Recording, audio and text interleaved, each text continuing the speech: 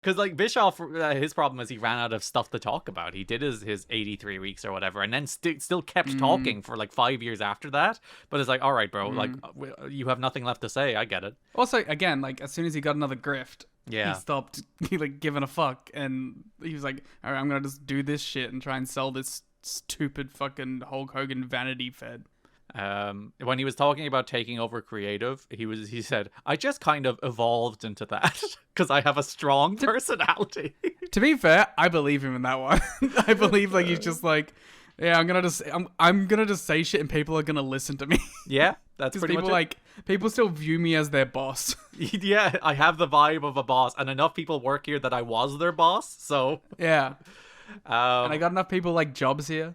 I do find it, I was like, again, dispelling, not quite the myth, but there was a talking point at a time where it's like, oh, Bischoff was only brought in to do Hulk's creative, just Hulk's creative. Now, never mind the fact that you look all over the show and you see Bischoff's influence, but also you look all over the show and you see Hulk is involved in like 60% of the show. So yeah, it's like, sure, he controlled all the stuff that wasn't the X division or the knockouts. Yeah, everything else involved Hulk or went through Hulk. So if you are just doing Hulk's creative, you're doing every main event story and every heavyweight story for the entire run of his time there.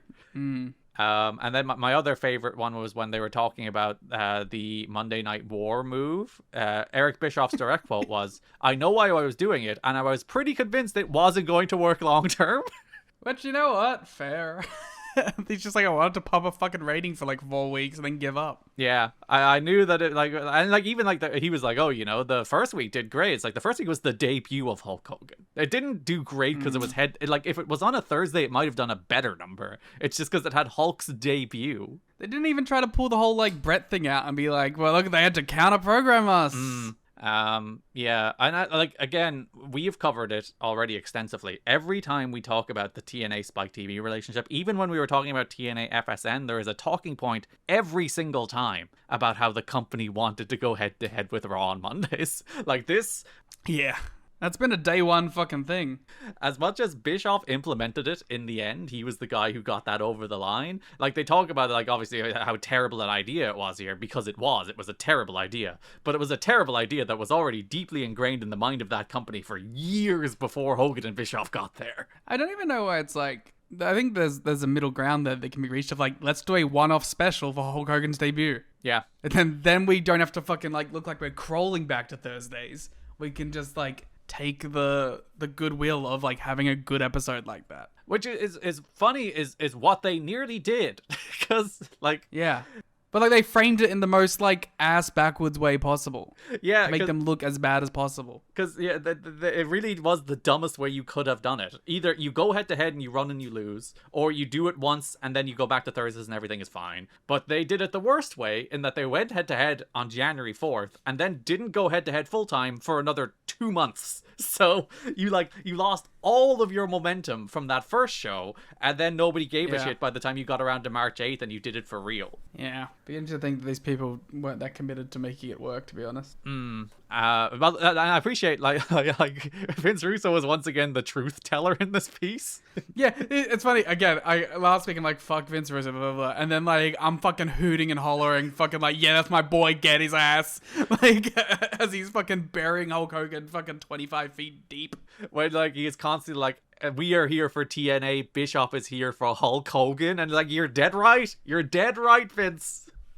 And you know the thing is, like, that's for what you want to say about like Russo. It's like he was like sort of a company guy. Yeah, he just had a bad vision of what the company should be. And like that is the thing. Like Vince kind of skates by in this piece as how probably manipulative he was behind the scenes. Especially, I think he meddled more in the Dixie Jeff relationship than he will ever let on in this kind of piece. But yeah, like he meddled in that relationship because he wanted TNA to be his thing. Which again is the story of this piece. Russo wanted it to be his thing. Jarrett wanted it to be his thing. Dixie wanted it to be her thing. Bischoff wanted it to be his thing. And the problem is none of them ultimately ever got it to be their thing alone, and they all fought with everybody else.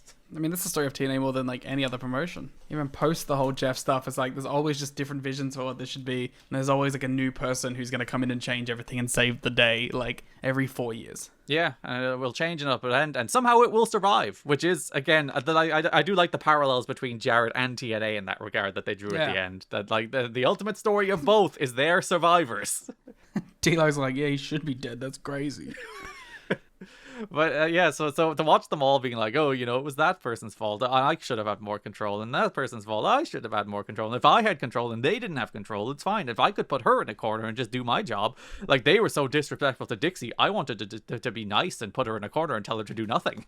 That's how I would have run things. It's actually funny because like I feel like in the first two episodes, like Jeff was very like political in how he spoke about Dixie. He gave her credit and whatever. And this one, he's kind of like, yeah, fuck her. You know, he kind of like lets the mask slip in this episode, where he's a little more vindictive towards Dixie. I understand why Jeff feels so bad about Dixie getting rid of him, because he saw this thing to its core as his baby. And I understand that, because it largely was, with the exception that it was no longer his money. And when it was no longer his money, his final say went out the door. Like, he might have gotten assurances in September 2002 that we'll do the business, you'll do the wrestling. But for as long as it's not his money, and he didn't get that in writing, which clearly he didn't, like, it's Dixie's decisions to make. All of the bad ones, the very many bad ones that Dixie made through the years, they are hers and her family's to make.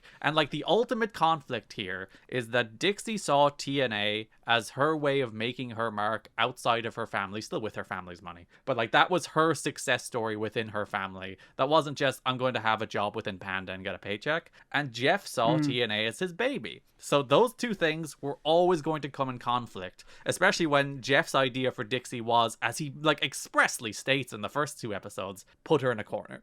If that's your approach to Dixie, this conflict was inevitable, and it was always going to end the way it was based on those two like conflicting factors. Another thing, I won't defend the amount Dixie is on TV, but we chastise Dixie Carter for putting herself on television. But Jeff Jarrett being NWA champion was to protect the company and protect the brand. And I'm like, fuck off with it. Like, one is bad or the other is bad or neither is bad, and I think both are bad. I mean, also Bischoff. And Bischoff was all over. All these people, Russo put him, all these fucking idiots, Cornette, they all put themselves on TV, but they're like, Dixie and her humongous what a ego. mark. It's like, fuck all of you. Fuck all of fucking you. marks. Every single fucking person in this talking head, when in a position of power in the company, has been an on-screen authority figure. Yeah, and you love it. You fucking love it. And I don't blame you. It's fun being a television star. And it's your company, you know? You can get away with it. Don't fucking drag her over coals over it while you're like, well, listen, I have to be NWA champion because that protected TNA from Monty Brown and his nefarious schemes to ruin the company by being champion. What you just watched was a preview of our Patreon review of the final episode of Dark Side of the Ring about TNA and Jeff Jarrett. If you would like to listen to the full 45-minute conversation, check out the Patreon link in our description, where you can also listen to our reviews of the first two episodes.